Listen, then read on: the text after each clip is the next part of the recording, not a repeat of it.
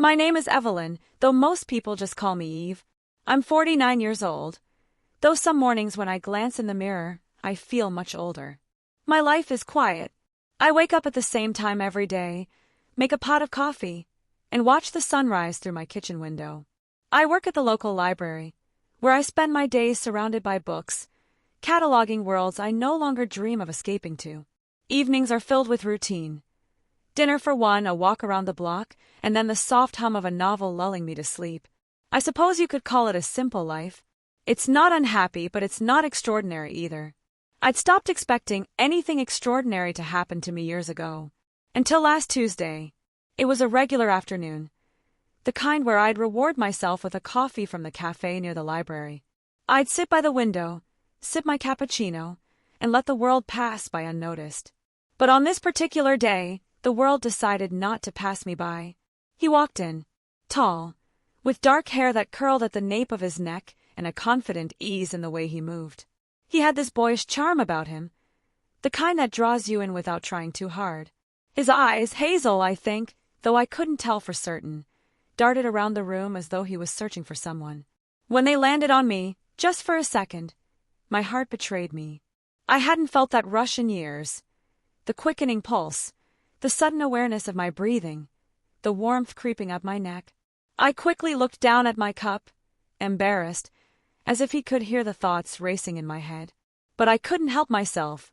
I glanced up again, only to find him ordering his coffee, his voice low and smooth, as if the world was made to listen to him.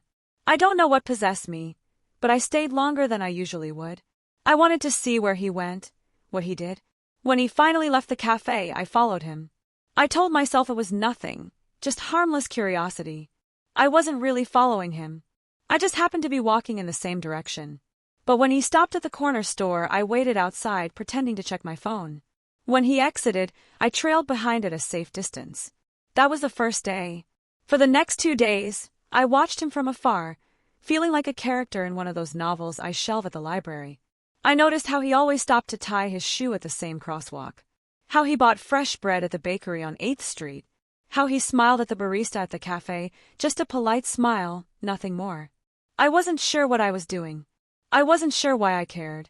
But for the first time in years, I felt alive, as if a small flame had been reignited in a heart I thought had gone cold. By the 3rd day, I was beginning to feel ridiculous. What was I even doing? Following a stranger around like some lovesick teenager. It was absurd.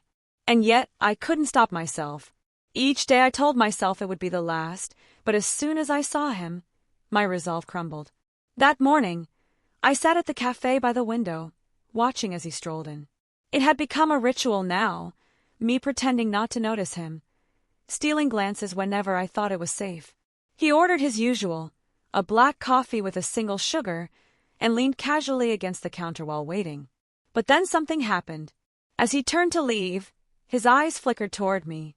It wasn't a passing glance this time, it lingered. Long enough for me to feel my breath hitch. Long enough for him to notice that I had been looking. And then he smiled. It wasn't just any smile. It was soft, almost shy, with a warmth that felt impossibly personal. My heart raced as I quickly looked away, my cheeks burning with the realization that I had been caught. He walked out, and for a moment, I sat frozen, unsure of what to do. But then, as if pulled by some invisible force, I found myself following him again. This time I noticed things I hadn't before. The way his pace slowed as he approached the flower shop on the corner, how he glanced at the display of lilies and tulips but never went inside. The way he paused at the park entrance, his hands in his pockets, as if debating whether to stay or go. And then it happened again. As I sat on a bench across the path, pretending to read a book, he looked at me. It wasn't a fleeting look or an accidental meeting of eyes. It was deliberate, as if he knew I had been watching him all along. My stomach turned in knots as he held my gaze for a moment longer than was comfortable. Then he smiled again. Was it possible? Could he be noticing me too? The next day, I promised myself I wouldn't follow him again. Enough was enough. But as I walked home from work, I saw him across the street, standing in line at the bakery. Before I could stop myself, I crossed over, pretending to examine the display of pastries in the window. When he stepped out, holding a small paper bag, he hesitated. I froze, my heart pounding as he turned slightly in my direction. And then, as if it were the most natural thing in the world, he walked right past me, his shoulder brushing mine. "Good evening," he said, his voice low and warm. I managed a nervous smile, mumbling something incoherent in return. He didn't stop, but as he walked away, I noticed the slightest turn of his head, like he was checking if I was still watching. My heart was in chaos. For the first time, it wasn't just me observing him. There was something mutual, something unspoken that passed between us in those fleeting moments. And for the first time in years, I felt the faint stirrings of hope. By the fourth day, I knew I couldn't keep pretending this was accidental. The glances we exchanged, the fleeting smiles, they weren't one-sided. There was something there, something fragile yet undeniable, like a thread quietly connecting us. I spent the morning rehearsing in my head. What could I possibly say to him? How could I justify inviting a stranger into my life, into my home? My heart waged a battle with my mind. This was madness. And yet, the thought of letting this moment slip away felt unbearable. That evening, I waited at the cafe, hoping he would come in as usual. My palms were damp, my chest tight with nerves. When he finally walked through the door, my breath caught. He looked the same, calm, confident, but now I noticed the way his eyes scanned the room until they found me. I smiled, trying to appear more composed than I felt. To my surprise, he returned it and began walking toward me. My heart was a thunderstorm as he approached, coffee cup in hand, and stopped just a few feet away. "Mind if I join you?" he asked, his voice as smooth as I remembered. I nodded, my words momentarily lost. He sat across from me, his presence filling the space in a way that felt both comforting and overwhelming. We talked. At first it was light, his favorite places in the city, my work at the library, the weather. But soon the conversation deepened. There was a sincerity in his tone, a genuine interest in my words that I hadn't felt in years. He listened, not just with his ears but with his whole being. As the cafe began to empty, I realized how long we had been sitting there. The thought of this ending, of him walking away, made my chest ache. Summoning every ounce of courage, I blurted out the words before I could second-guess myself. "Would you like to come over? For dinner, I mean." The silence that followed felt endless. His expression was unreadable, and I immediately regretted my boldness. But then, he smiled, soft, genuine, the kind of smile that reached his eyes. "I'd like that," he said simply. The walk to my home was surreal, a mix of excitement and terror coursing through me. What was I doing? What if he thought I was ridiculous? But as we entered my small, warmly lit apartment, his quiet admiration of the space reassured me. "Cozy," he said, running a hand along the bookshelf by the window. I busied myself in the kitchen, fumbling with pots and pans as I tried to calm my racing heart.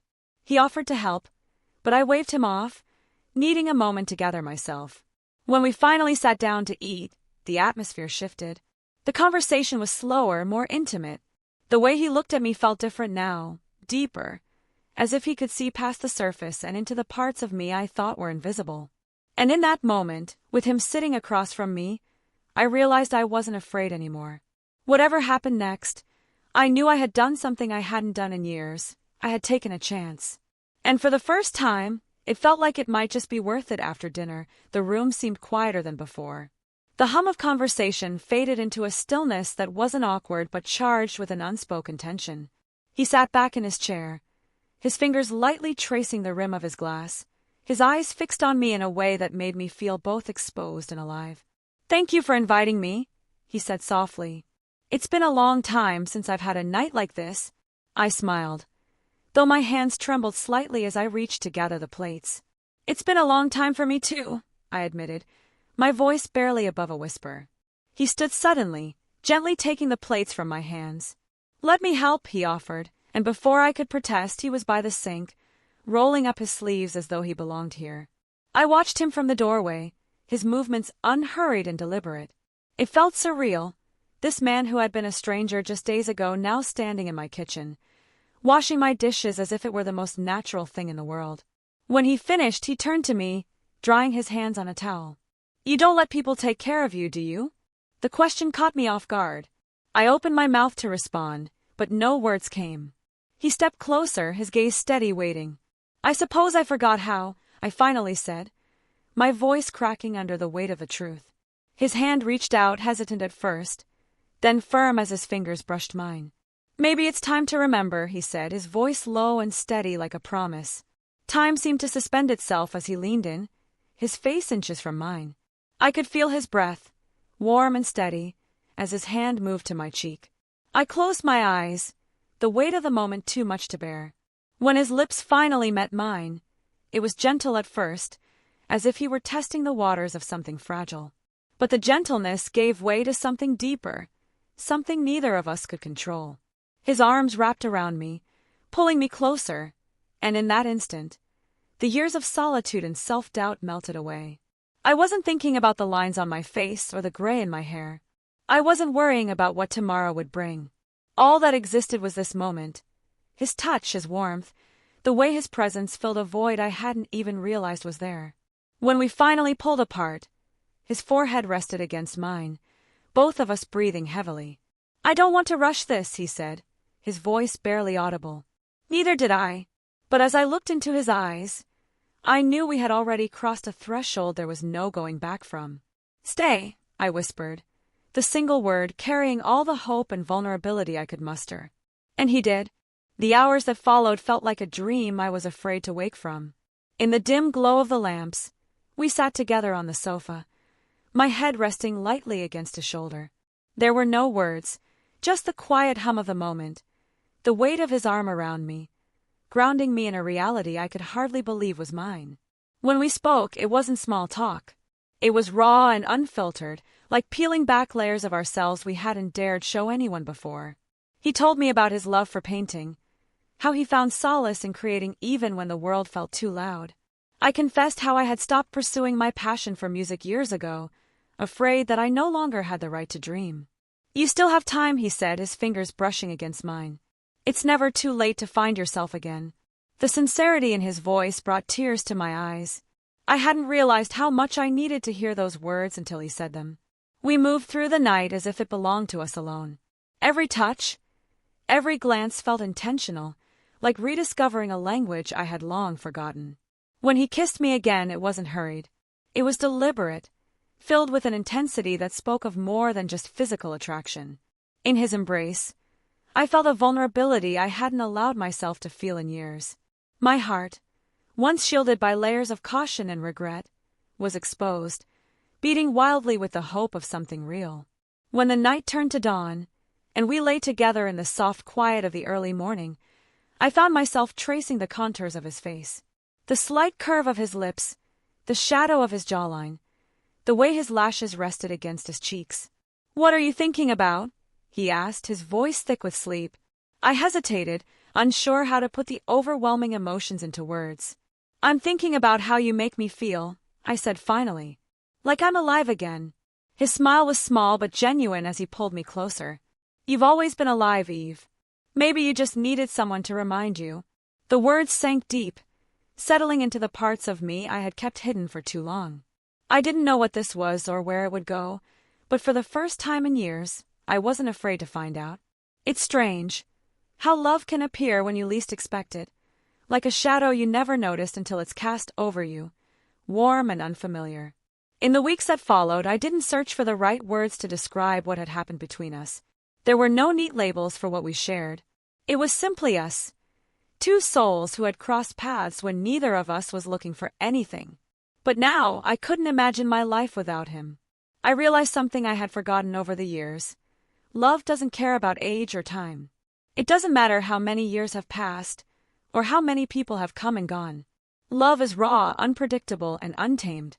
It takes you by surprise, with a softness that leaves you breathless, and a fierceness that makes you question everything you thought you knew. I'm not a young woman anymore. I know that. But in his arms, I feel like I've rediscovered a part of myself I thought I had lost forever. Every moment with him is a reminder that life can still be full of wonder, even when the world tells you otherwise. I've stopped worrying about the judgments of others.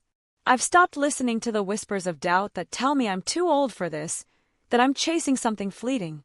Because in the quiet of my home, in the warmth of his gaze, I've found something more meaningful than anything I could have imagined. This love, unexpected and wild, has become my turning point. It's not just about him, or the joy he's brought into my life, it's about me. It's about learning to live again, to feel again, to be bold enough to follow the whispers of my heart even when they seem impossible. When I look in the mirror now, I don't see the woman I used to be. I see someone stronger, someone who has found the courage to take risks, to love without reservation. And I know that whatever happens next, I've already discovered something priceless myself.